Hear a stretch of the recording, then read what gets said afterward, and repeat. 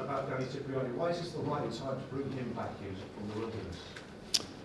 I think he's played well. I think I take my decisions based on obviously what the coaches say. I watch myself, and I take on board the feedback from the coaching team who are leading him at Sale. And certainly Steve and Brian Redpath are good judges of character and of talent, and they feel he's played well, which backs up what we're thinking. And I'd spoke to Danny prior to the Six Nations, gave him some areas to work on, which he has done.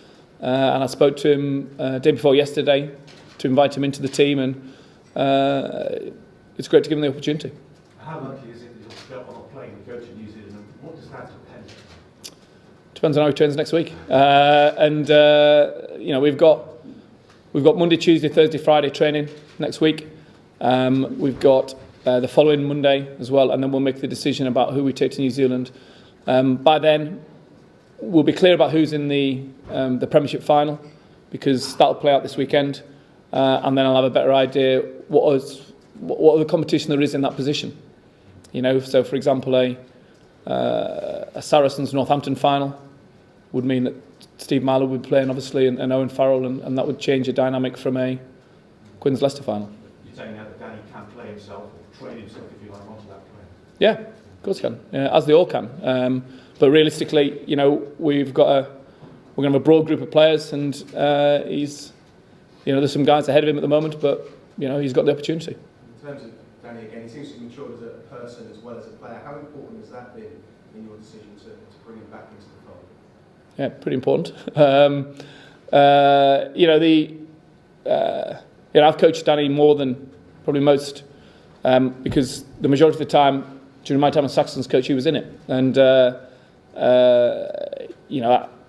I've got a pretty good understanding of how he works. But I also know, certainly over the last 12 months, he's worked very hard in that area, and I think the club have done a fantastic job to develop him and make him more rounded and mature as a person. And I think he's grasped onto that, and I think Steve Black as well has made a big difference as well. So collectively, the package has improved to a point that he's played well on the field. He's obviously been on task off the field as a team player, and hence he gets his opportunity. Is it still a risk? I don't view it as a risk, bringing a player into an international team. It's an opportunity, and ultimately selection, will be determined how effective he is off the field, in the training environment, in terms of the ability of him to apply his skills to our game plan. And then, if he's good enough, he'll get the opportunity to go to New Zealand, and if we feel he's not quite ready, then he'll play, hopefully, in a Barbarians game, but it's a starting point for him and his reintroduction to international rugby. There's nothing worse for a coach than talent that's left unfulfilled. If his England career hadn't continued in the results now, it would have been one of the great sort of lost talent stories, wouldn't it? Which has been a real shame. Yeah. I mean, as a coach, you always want to give players opportunity and get a chance to get the best out of them, and that's what we're going to have to do with all the players. Danny being one, but there's definitely going to be players going into this first test who are going to have very little international experience because of the dynamic of the selection, and giving players belief and maximising their talent is the key to coaching. So, I'm looking forward to working with them again. Whichever side you're able to put out an even par, I mean, how much do you back that side? What I'm trying to get is your strength in depth now, Stu, where the bench went to the Six Nations as well. How much strength in depth have you got? Well, we'll find out, because the reality is it's going to get tested in certain positions. I mean, a lot will depend on, as I said, the Premiership finalists. There are certain combinations that work better than others for me, but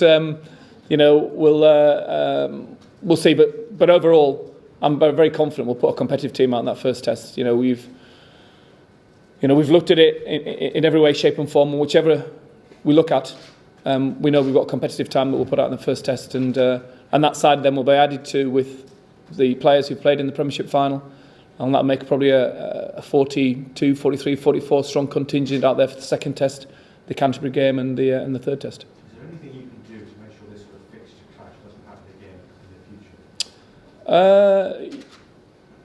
Yeah, I mean, obviously from my point of view, I've got to, it's not the administration of international rugby and how the domestic game fits within that is sort of above my head, but clearly I've got an influence on it, and this is a situation I inherited. And I think next time round I'll be making sure I've got people to understand the dynamics of travelling across to the Southern Hemisphere, particularly, you know, if it was South Africa, it'd be slightly different, you know, an overnight flight and a similar time zone. But when you're going to New Zealand and Australia, you know, the dynamics of flying that far and the time zone makes it extremely complicated. Some of us can't understand why how May the 31st is actually June. Some would call it ridiculous. Would you be that strong?